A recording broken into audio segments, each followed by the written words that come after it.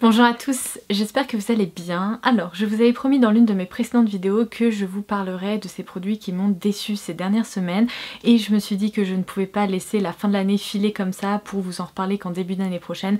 Personne n'a envie de parler des vieilles carcasses, du truc qui nous ont pas plu l'année précédente, donc je vais enfin vous filmer cette vidéo. En plus, vous savez quoi, je me suis motivée parce que je me suis fait toute belle ce matin pour vous filmer une vidéo Get Ready With Me qui sera normalement déjà en ligne sur ma chaîne. Et histoire de rentabiliser mon temps, je me suis dit que vraiment il fallait que je filme une autre vidéo à la suite parce que je n'ai strictement nulle part où aller, je suis bien maquillée, on a l'impression que je vais à une fête, mais pas du tout. Donc vous savez quoi, j'organise une petite session entre amis durant laquelle on va parler de tous ces produits qui ne nous ont malheureusement pas plu.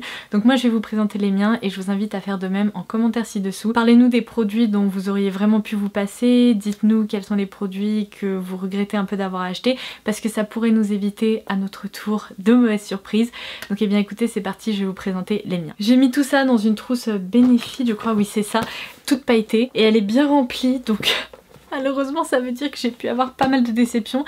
Il y en a certaines qui sont un peu plus graves que d'autres on va dire, mais je vais vous détailler un peu tout ça. Et puis j'espère sincèrement que mes retours vont vous éviter des achats inutiles parce que autant j'adore vous recommander des produits qui vraiment me plaisent, autant je trouve que c'est aussi hyper important de vous parler de ces produits qui ne me conviennent pas pour X ou Y raison parce que peut-être que vous vous reconnaîtrez dans mon profil. Donc je commence par, alors ça c'est ma déception la plus récente. J'ai même gardé le packaging parce que je pense que je vais le donner à une copine ou je sais pas, en tout cas je pense que je vais pas le garder. C'est le All Nighter Setting Spray de Urban Decay dans sa version Ultra Glow. Alors je vous en avais parlé dans une vidéo nouveauté à venir, je l'attendais avec beaucoup d'impatience parce que c'est un spray fixateur de chez Urban Decay que j'adore dans sa version classique. Pour formuler ces sprays fixateurs, Urban Decay travaille avec la marque Skindinavia qui propose elle-même des sprays fixateurs. C'est vraiment la marque de référence et la marque experte en matière de spray. Donc autant vous dire que cette gamme généralement elle me plaît. Quand j'ai vu qu'une gamme glowy allait sortir, je me suis dit yes c'est fait pour moi. Alors pour être tout à fait honnête, je ne vois aucune différence entre le All Nighter classique ou le All Nighter dans sa version glowy. Je m'attendais au minimum à avoir un fini peut-être un petit peu plus hydraté, qui dure plus longtemps, etc. Sincèrement, ce n'est pas le cas. Non seulement je ne vois aucun changement en matière d'aspect de mon teint lorsque je pulvérise ce produit, mais en plus je constate pas de différence en matière de fixation du maquillage entre cette version et l'autre. Donc je me dis sincèrement, ça sert pas à grand chose d'opter pour ce flacon là si vous recherchez un aspect glowy. Certaines d'entre vous m'ont dit oui mais en fait il faut pas considérer glowy comme un produit qui va vraiment apporter presque un effet highlighté au visage. Ça je l'entends bien, vous m'avez même précisé que c'était un produit qu'il fallait plutôt envisager comme quelque chose qui allait casser l'effet poudré, mais vous savez quoi, tous mes sprays Skindinavia ou mon spray All Nighter de chez Urban Decay font exactement ça, c'est-à-dire qu'ils cassent cet effet trop velouté que laisse la poudre sur le visage ou parfois même trop mat et ils viennent réhydrater tout ça pour que les textures se fondent entre elles et qu'elles tiennent plus longtemps. Donc du coup c'est un produit que je trouve pas révolutionnaire, pas sensationnel. Je pense que la formule aurait pu être bien mieux travaillée de façon à vraiment bénéficier d'un aspect plus glowy. Ce n'est malheureusement pas le cas, donc ça... j'ai envie de vous dire, c'est pas un mauvais produit, c'est juste que la promesse n'est pas tenue. Alors malheureusement, ces dernières semaines, Huda et moi, on n'a pas été trop copines et c'est assez rare parce que c'est vrai qu'il y a beaucoup de produits Huda Beauty que j'adore, mais alors là, le nouveau fond de teint Faux Filter en stick comme ça, c'est un no-go absolu pour moi. Je l'ai crash testé dans une vidéo et vous avez pu voir en vidéo que le rendu sur mon teint était vraiment limite. C'est un stick qui laisse apparaître en fait toutes les petites zones de déshydratation qu'il y a sur mon visage. Après cette vidéo crash test, j'ai essayé de m'en resservir, j'ai fait des gommages, j'ai fait des masques la veille, le matin même, etc. Rien n'y fait, ce stick n'a vraiment pas un joli rendu sur mon visage. En plus, ce que je trouve plutôt dommage, c'est que sa texture en fait est un peu grasse quand on commence à la travailler. Donc elle laisse très vite un aspect légèrement luisant et plus on travaille la matière, plus on réalise que elle est pas si couvrante que ça. Moi typiquement mes rougeurs qui sont concentrées ici au niveau de la zone centrale du visage, elles ont beaucoup de mal à être camouflées par ce stick. C'est vraiment fou parce que Huda est elle-même une adepte des fonds de teint assez couvrants, etc. Et là je trouve que cette version stick... sincèrement elle mérite pas le détour. Alors si comme moi vous avez la peau sèche déshydratée, je vous conseille vraiment d'en rester très loin parce qu'il risque de vous décevoir et de marquer toutes les petites zones de sécheresse sur votre visage. Ou alors si vous vous reconnaissez dans un profil de peau qui présente des rougeurs, des cicatrices, des imperfections, etc. Même constat, vous risquez d'être déçu par le rendu global du fond de teint qui n'est pas assez couvrant, qui est Je sais pas, moi franchement ça m'a pas plu, vraiment. Donc je vais essayer pareil de le donner à une copine, peut-être que ça fonctionnera mieux sur un autre type de peau. Mais pour ma part, les quelques utilisations ont vraiment suffi à me faire dire qu'il n'était pas du tout fait pour moi. Je vous promets, c'est pas la fête d'Huda Beauty, c'est juste que malheureusement ces deux produits m'ont pas convaincue. Donc dans la foulée, je vais vous parler de cette palette qui est la Kaki Ace de Huda. Alors celle-ci, je l'attendais avec impatience, j'avais vraiment hâte de la tester parce que c'est une palette comme son nom l'indique avec des tons de kaki et vous connaissez ma passion pour le vert, notamment le vert foncé, etc. Avec mes yeux, j'adore ça, j'ai les yeux noisettes avec des reflets verts, donc dès que j'applique ce genre de couleur sur les paupières, ça a tendance à faire ressortir le côté vert de mes yeux et je trouve ça vraiment très très joli. Mon dieu, je suis horrifiée rien qu'en ouvrant cette palette. Je m'en suis servi qu'une seule fois et ça me suffit à vous dire que cette palette, il y a un problème. Elle est pas du tout comme les autres palettes Huda Beauty, il y a vraiment un problème de formulation. Alors ce qui est dommage, c'est que les fards complètement foil, la métallisée, je les trouve très jolis. Ils sont vraiment très jolis. Ils jouent un peu sur la transparence, ils sont assez fins, mais ils permettent vraiment de transformer des maquillages et c'est ce que j'aime dans ces palettes Huda Beauty. Malheureusement, avec cette nouveauté toute relative, parce qu'elle est sortie il y a quand même quelques semaines, eh bien il y a plus de fards mat que de fards lumineux à l'intérieur et les fards mat, je n'ai jamais vu des fards aussi poudreux, c'est une catastrophe. En plus là on parle pas de teintes assez douces qui peuvent se balayer facilement sous le regard, pas du tout, on est sur du kaki, du marron foncé un peu violet, des teintes un peu brique ocre par ici. Du coup sous les yeux quand on se maquille c'est le festival des chutes, on a beau tout faire, tapoter son pinceau etc, c'est obligatoire, vous aurez des chutes avec cette palette. Donc vous allez me dire, bah il suffit de se maquiller les yeux avant, oui, mais bon au quotidien c'est pas hyper pratique. Moi je suis vraiment partie de celle qui au quotidien se maquille le teint d'abord et les yeux après. Donc vous allez me dire, ok c'est peut-être une habitude à changer, mais l'autre problème c'est qu'en plus ces fards sont tellement poudreux et en même temps un peu veloutés qu'on a du mal à les faire tenir à un seul endroit. C'est-à-dire que dès qu'on les applique et qu'on commence à les travailler, il y a des patchs qui commencent à se former, on sait même pas d'où ils viennent. Et je pense que c'est que la texture est presque trop siliconée en quelque sorte et qu'elle veut se déplacer comme ça à droite à gauche. Donc il y a un endroit où il va y avoir plus de concentration de pigments, un autre endroit où là ça va faire une tache bizarre. Enfin vraiment l'utilisation de cette palette m'a pas convaincue, ça a pas été un moment agréable, ça a été plutôt une prise de tête et c'est vraiment dommage parce que l'harmonie me plaît beaucoup. Mais là, la formule, c'est pas possible. Franchement, j'ai l'impression de revenir aux palettes il y a 8 ans, quelque chose comme ça, qui faisaient des chutes, mais de ma boule. Donc c'est avec beaucoup de regret que je vous annonce que c'est pas la palette kaki qui est faite pour moi non plus. Alors ensuite, une nouveauté, je dois vous avouer, qui me tentait beaucoup. Je l'ai testée presque immédiatement après l'avoir reçue. Et en fait, bah, ça ne fonctionne pas pour moi, hein, pas du tout du tout. C'est la gamme Gloss de Sephora. J'ai testé plusieurs teintes, là j'en ai mis qu'une seule dans la trousse de déception parce que toutes les teintes sont pareilles. Je me suis précipitée vers cette teinte un peu pêche, corail, hyper jolie. Je me suis dit, ça va donner des lèvres un peu glossy, un peu peachy. Bah, comment vous dire, par où commencer en fait, c'est ça surtout la question. Ces gloss sentent hyper mauvais. Mais hyper mauvais. Je ne comprends même pas comment c'est possible que Sephora ait pas ajouté un parfum artificiel pour cacher ça parce que ça pue, faut dire ce qui est. Ça sent la vieille peinture ou la salle de physique quand on était au lycée. Ou pire encore le caoutchouc cramé. Je ne sais pas trop mais c'est un des trois ou un mélange de ces trois odeurs. C'est vraiment pas agréable. Donc déjà franchement pour un produit pour les lèvres, quand on s'applique ça sur la bouche juste en dessous du nez, c'est pas une expérience tout à fait agréable. Ensuite je m'attendais à une texture un peu sensorielle qui joue un peu sur la transparence etc. Alors l'avantage c'est que ces glosses sont quand même pas mal pigmentés.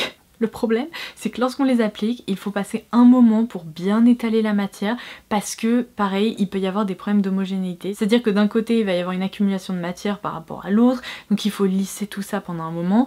Et à la fin, vous savez, vous vous retrouvez avec presque trop de matière sur les lèvres et vous êtes en mode « Qu'est-ce que je fais de tout ça ? Qu'est-ce que je fais de tout ça ?» C'est une texture de gloss qui est pas moderne dans le sens où elle colle quand même beaucoup. Elle est un peu goupille sur les lèvres, vous voyez ce côté un peu presque gluant qui a tendance à faire des filaments et tout. En fait plus j'y pense, plus je pense au moment où j'ai porté ces gloss, plus je me dis c'était pas une expérience agréable, c'était pas une expérience que j'ai envie de renouveler. Donc bah autant parfois Sephora Collection lance des produits qui sont super, autant ça Non, malheureusement, vous savez quoi, il y a des glosses qui sont bien plus performants et qui sont au moins agréables à appliquer, et là c'est même pas le cas. Ensuite, un vernis que j'ai testé puisque je l'avais découvert dans le calendrier de l'avant de Maybelline, c'est le vernis Color Show, donc 60 Seconds évidemment de Maybelline, dans la teinte numéro 43 Red Apple. Alors vous connaissez ma passion pour les vernis rouges, donc je me suis dit allez je vais le tester, c'était une gamme que je connaissais pas. La mention séchage en 1 minute m'a beaucoup tenté. Ah bah... Comment dire, oui, ça sèche vite, y a pas de souci. Le problème c'est que le vernis s'écaille au bout de 2 jours quoi. Même si on applique une base et un top coat, ça ne tient absolument pas sur les ongles. Alors pour une petite manucure rapido presto avant de partir en soirée ou je sais pas quoi, juste vraiment pour un soir, ok, pourquoi pas, mais bonjour la perte de temps, vous passez du temps à vous appliquer votre vernis, etc. pour que 2 jours plus tard il commence à s'écailler. Vous savez, c'est vraiment le genre de vernis, vous avez beau essayer de pas le choquer, etc. il va de lui-même commencer à s'écailler sur vos ongles. Là vous sentez que c'est un vernis, je sais pas, trop fin, pas assez résistant, peu importe, mais du coup la gamme Color Show, pour une fois je comprends le petit prix parce que vraiment c'est pas une gamme de vernis de qualité. Malheureusement ça, c'est un no-go pour moi. Autant il y a certains produits vraiment pas chers qui sont bluffants, qui sont d'une qualité folle, autant là c'est typiquement pour moi l'exemple d'un produit pas cher mais qui vaut son prix, vous voyez. Et ce genre de truc on n'aime pas trop. On préfère mes trouvailles à petit prix qui sont vraiment bluffantes, ou bien mes dupes qui sont des alternatives incroyables de produits plus chers. Ça je sais même pas si je vais le donner à quelqu'un parce que c'est un peu le cadeau empoisonné. Tiens, en parlant de produits à petit prix qui m'a déçu, chez NYX, pareil, j'ai pas beaucoup de déceptions, il y a énormément de produits NYX que j'adore, mais alors ça, vraiment, ils auraient pu éviter. C'est le mascara On The Rise, donc Volume Liftscara. Alors déjà, quand ils commencent à inventer des mots pour essayer de nous faire comprendre quelque chose, ça commence mal. Comment vous dire, je déteste tout à propos de ce mascara. Alors si vous aimez les brosses comme ça avec des petits picots plastiques, peut-être que vous l'apprécierez, mais qu'est-ce que je peux vous dire? Donc déjà la brosse, alors contrairement à celles qui font mal et qui piquent la muqueuse parce qu'elles sont trop dures, là au contraire les picots sont complètement souples. Je sais pas si vous allez pouvoir voir ça, je pense que vous voyez un peu. Donc on est sur des picots qui n'attrapent rien. Rien du tout. Les cils ça glisse par dessus comme ça et vous avez beau essayer de rajouter de la matière, je ne sais pas, la brosse est pas assez chargée en matière pour une fois, contrairement à d'autres mascaras qui sont trop chargés. Il faut replonger votre brosse dans le tube à peu près 40 fois avant de réussir à obtenir un semblant de matière noire sur les cils. Et comme je vous le disais, moi mes cils sont peut-être trop fins, trop doux, j'en sais rien, le mascara n'arrive même pas à les agripper. Donc j'ai essayé 1 fois, 2 fois. Et puis au bout d'un moment, quand on galère 1/4 d'heure pour s'appliquer du mascara, bah on commence à réaliser qu'il y a un problème.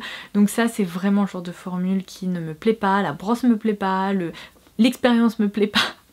Donc il fallait que je vous le dise. Et en plus je m'en suis mis partout là à force de toucher la brosse, n'importe quoi. Alors là il va falloir qu'on répète un truc ensemble et que vous me rappeliez à l'ordre à chaque fois que vous me verrez dire peut-être que ce fard me tente. Il faut que j'arrête, mais que j'arrête d'acheter des fards pailletés sur YesStyle. Vraiment, il faut que j'arrête. Parce que, en fait, je vous explique un peu le contexte. Vous savez, c'était quand l'année dernière ou il y a 2 ans, j'avais découvert des fards de la marque Beauty People qui étaient en fait des pigments compressés. Ces fards, mon cœur saigne quand j'en parle parce que c'était les meilleurs fards métalliques, lumineux, effet miroir que j'ai pu tester de toute ma vie. Je les garderai jusqu'à la fin de mes jours s'il le faut parce que je ne veux jamais oublier le rendu de ces fards. En plus ils se conservent plutôt très bien, donc ça c'est l'avantage. Le problème c'est que je peux pas vous en parler parce qu'ils ont été, je sais pas, discontinués, ils ont disparu du site, ils n'existent plus. Donc à chaque fois j'essaye de retrouver des fards qui s'approcheraient plus ou moins de cette texture là. Je n'ai jamais trouvé d'équivalent qui soit aussi joli, aussi... Voilà, en gros c'est vraiment, faut que j'arrête d'en parler parce que ça me fait mal au cœur. Et vous connaissez du coup ma passion pour les fards à paupières pailletés, lumineux, etc. Donc à chaque fois que je suis dans la rubrique nouveautés sur YesStyle et que je vois des petits fards en pot comme ça, qui m'ont l'air lumineux, qui m'ont l'air de pouvoir créer des effets sur la paupière, à chaque fois je les ajoute à mon panier. Et je vous ai déjà parlé du fait que certains fards comme ça sentaient hyper mauvais, qu'ils étaient vraiment trop épais sur l'œil et qui m'avaient pas plu. Et bien ça recommence, j'en ai trouvé un autre. Alors celui-ci, ça devait vraiment être une daube parce qu'il n'est même plus dispo sur YesStyle, donc je sais pas s'ils l'ont retiré volontairement ou s'il a été sold out ou peu importe. C'était de la marque Naming. Alors déjà faut que j'arrête de faire ça aussi, d'acheter des trucs de marque complètement improbables. Autant quand c'est Etude House, Olika, etc. on peut être sûr que c'est génial. Autant ça, j'en avais jamais entendu parler, j'ai testé ma chance, on m'y reprendra pas. Le petit pot est hyper mignon, on se croirait presque chez Glossier. Ça aussi, ça aurait peut-être dû m'inquiéter un peu, genre les marques qui copient d'autres marques. pas toujours top. Mais ensuite on a le petit contenant et à l'intérieur on a ce phare là lumineux avec des paillettes, il y a des reflets bleus, roses, argentés, dorés là-dedans, c'est magnifique. Et bien même problème que le fameux phare dont je vous avais parlé il y a quelques mois, l'odeur est terrible. Ça sent l'alcool hyper fort, mais je sais pas ce que c'est, mais c'est horrible, ça sent hyper fort. J'ai quand même voulu appliquer ça sur mes yeux, pareil on m'y reprendra pas parce qu'en plus j'ai failli me faire mal. Comme d'habitude quand je fais des expérimentations un peu douteuses. Alors c'est une texture, vous savez, qui en fait ne contient pas assez de gel pour retenir toutes les paillettes, donc c'est un peu sec et les paillettes du coup sont très volatiles. À l'intérieur, il y a des paillettes dont le diamètre n'est pas du tout fait pour une application au niveau des yeux. J'ai commencé à appliquer ça sur ma paupière et en fait dans les 5 minutes qui ont suivi, il y a justement des morceaux de paillettes qui ont commencé à tomber. Alors heureusement certains ont été retenus par mes cils, mais d'autres sont malheureusement rentrés dans mes yeux. C'est désagréable au possible, c'est dangereux comme je vous le disais, c'est vraiment pas des paillettes adaptées pour ça. Malheureusement sur la fiche produit c'est vraiment l'application qu'il présentait, qu'il recommandait, donc ça c'était la teinte Sugar et d'ailleurs même dans le nom c'est indiqué parce que ça s'appelle les Sparkle Eye Glitter Pot, donc voilà, un petit pot de paillettes pour les yeux, non. Franchement, moi tout ce que je peux vous dire c'est que sauf si ce sont des fards que je vous recommande, que j'ai testé à approuver, ne craquez pas pour ces espèces de petits fards comme ça pailletés sur YesStyle, ça vaut pas le coup. Apparemment les Sud-Coréens ne savent pas faire. Ces trucs là c'est que des trucs un peu fantaisie, qui font mal aux yeux, qui sont dangereux, qui ne s'appliquent pas bien, qui font des chutes, on n'aime pas. On n'aime pas du tout. Et pourtant vous savez combien de découvertes pour les yeux ou même en matière de maquillage je fais sur YesStyle. Mais là vraiment ça, heureusement qu'ils l'ont retiré du site. Si jamais il réapparaît, pensez à moi, ne craquez pas. Bon alors ça je vais passer rapidement également, c'est un produit à plus petit prix que j'avais testé dans une vidéo crash test également. Le souci c'est que cette huile pour les lèvres ne fait rien, strictement rien. C'est le Revlon Kiss Glow Lip Oil, alors la couleur est très jolie. Le truc c'est que je pense que la couleur est trop proche de la couleur de mes lèvres, donc quand je l'applique ça se fond sur mes lèvres et on ne voit plus rien. On a l'impression que je n'ai rien appliqué. Le côté huile est pas très visible, donc ça n'hydrate même pas outre mesure. En fait c'est vraiment le genre de truc qui ne sert à rien. Donc c'est vraiment dommage pour un produit de maquillage. J'ai essayé de me resservir après ce crash test et à chaque fois je l'appliquais et je me disais ça ne sert à rien. À rien. Donc voilà pourquoi il se retrouve dans cette vidéo. Ça pareil, ça fait un moment que je l'avais glissé dans la trousse, c'est le Infinity in One Beauty Gel de Simple Beauty. Je vous avais parlé de mon coup de cœur pour les pigments Simple Beauty qui sont plus beaux les uns que les autres, ils sont tous incroyables. Et en fait la marque propose également une sorte de glitter glue qui permet vraiment de coller les pigments à votre paupière, ainsi que ce gel qui peut servir de base à la fois pour le visage, pour les yeux, etc. Je n'ai vu aucune différence en appliquant ce truc, ça ne permet pas de mieux faire tenir les pigments, ça ne permet pas de mieux faire ressortir les fards à paupières. Sur le visage, j'ai pas aimé la texture, donc bon bah ça pareil, hein, je passe mon tour, pour moi ça ne sert à rien. Un autre produit qui m'a déçu sur YesStyle, alors ça heureusement c'est ni dangereux ni catastrophique, seulement je réalise à quel point j'aime vraiment pas ces petits trucs. C'est un duo de fards à paupières La Neige, il y en a également chez Givenchy etc. parce que je pense que les marques occidentales se sont un peu inspirées de ces trucs là dans la K-beauty.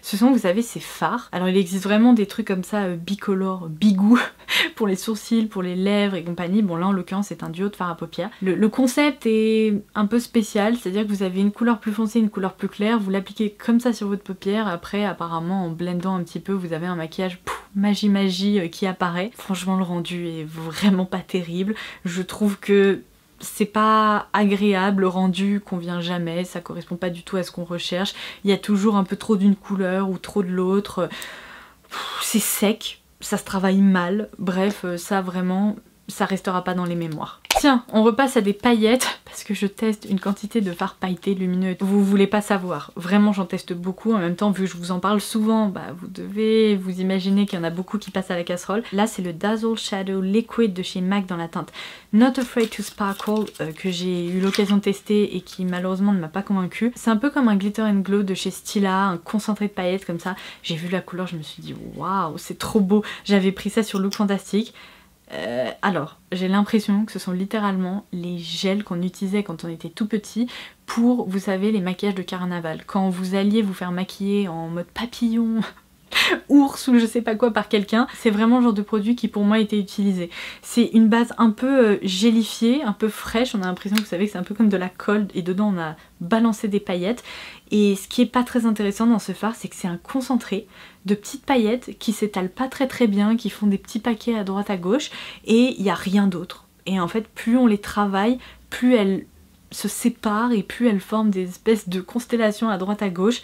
Le rendu est vraiment pas top. J'ai tout essayé au pinceau, au doigt. À chaque fois je me disais mais pourquoi tout est concentré là? Pourquoi il y en a très peu là? Pourquoi il y en a une qui se balade là-bas? C'est l'enfer ce truc là. Donc vraiment ne craquez pas, ça sert à rien. Je pense que vous avez des équivalents à tout petit prix qui sont des gels avec des paillettes qui stagnent dedans. Vous savez quoi, ça peut vous amuser si vous voulez faire un maquillage, je sais pas, un peu créatif ou autre, même à utiliser sur le visage. Mais ça coûte cher pour ce que c'est franchement. Alors ensuite il faut que je confesse qu'il y a un produit que j'avais crash testé en vidéo avec vous. Je crois que c'était dans ma vidéo concernant la Love Collection de Natasha Denona. Elle avait sorti les Lipophoria qui sont en fait des glosses un peu pigmentées comme des sortes de lacs à lèvres. Sur le moment je les avais appliqués, je les avais trouvés plutôt sympas, j'étais allée vaquer à mes occupations et tout. Et en fait au fur et à mesure du temps j'ai continué de m'en servir. Et plus je les appliquais, plus j'ai été amenée à les détester. Je ne sais pas pourquoi, vous savez c'est une relation un peu bizarre qui commence à se développer et au bout d'un moment j'ai commencé à réaliser que je ne supportais plus ces petits trucs. Ce sont en fait typiquement pour moi des glosses qui sont trop pigmentés, qui s'approchent de lac à lèvres, qui se séparent un peu, qui sont pas si confortables que ça. Et à chaque fois que je les porte, je suis hyper consciente du fait qu'il peut y avoir justement des filaments qui se forment. Je suis toujours en train de me demander s'il n'y a pas mes dents qui sont recouvertes justement d'un aspect glossé, un peu nude comme ça. Et en fait je suis arrivée à la conclusion que j'avais vraiment mieux à faire que de penser toute la journée à mon produit pour les lèvres. Est-ce qu'il est là? Est-ce qu'il a migré? Est-ce que... Vous savez quoi, trop de questions. Du coup, je suis désolée si dans ma vidéo je vous avais dit que le rendu était plutôt joli. Le rendu est vraiment plutôt joli, seulement c'est vrai que leur utilisation quotidienne me fait dire qu'ils sont pas très pratiques comme produit pour les lèvres. Donc je ne rachèterai pas d'autres couleurs et j'ai un peu arrêté de m'en servir en fait. Oh non, il fallait que je commence ma vidéo par ça et j'ai oublié. C'est pas grave, il était au fond de la trousse parce que alors ça... C'est vraiment, je pense, le produit que j'ai le plus détesté parmi tous ceux dont je vous ai parlé. C'est le Viper Lip Plumper de Nabla. Alors c'est bien simple, chez Nabla, j'aime 99% de leurs produits. Tout ce qui sort, c'est incroyable. Ça, c'est probablement le seul truc qu'ils ont sorti que je déteste. Mais le mot détester, il faut le souligner, le surligner, le mettre en police 70 parce que... Oh, mon dieu, ça m'a rappelé des mauvais souvenirs. Vous savez quand Too Faced avait sorti les Lip Plumpers à l'époque, je crois que je vous en avais parlé. Oh là là, mais qu'est-ce qu'on avait ri. J'avais testé ça avec ma soeur et ma maman. C'était atroce. C'est-à-dire que ça brûle les lèvres, ça fait des plaques rouges autour de la bouche tellement ça fait gonfler les lèvres, mais c'est vraiment, on sent qu'il y a un problème quoi. C'est presque ça inflamme toute la peau autour des lèvres. Et on avait mais tellement détesté. Moi c'est le genre de truc, c'est douloureux. J'ai une peau tellement sensible que si je commence à l'activer comme ça avec des produits, c'est... Oh mon dieu, la peau on a l'impression qu'on sort d'une opération tellement ça fait super mal, enfin l'enfer. Et là j'ai voulu tester le Viper donc de Nabla que j'avais reçu parce que je m'étais dit oh cool, connaissant Nabla ça va être un lip plumper mais un peu plus doux. Grosse erreur. Je ne sais pas ce qu'ils ont mis là-dedans. Ils disent que donc ça permet de donner du volume aux lèvres en quelques minutes. À l'intérieur, je vois ingrédients d'origine naturelle, caféine, gingembre, menthol, vitamine B3 et tripeptide 1. Je me suis dit bon bah ça va être sympa comme utilisation. Comme quoi parfois ingrédients d'origine naturelle ça veut tout et rien dire parce que ça a été une catastrophe. Je dirais que c'est du même niveau que le lip plumper de Too Faced à l'époque. Alors je sais pas si la formule a été revue mais ça brûle les lèvres. On l'applique et au début je me suis dit cool. Et puis au bout de 3 secondes, j'ai commencé à faire pas cool.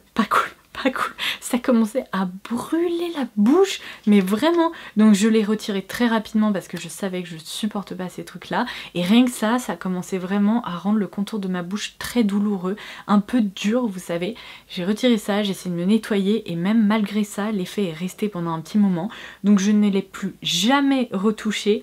Je déteste ce genre de truc. Franchement, je ne comprends pas comment on peut s'infliger ça. Malgré le fait qu'on ait envie d'avoir des lèvres avec un volume plus important, il faut souffrir pour être belle, mais pas à ce point-là en fait. C'est pas possible, ça c'est un engin de torture.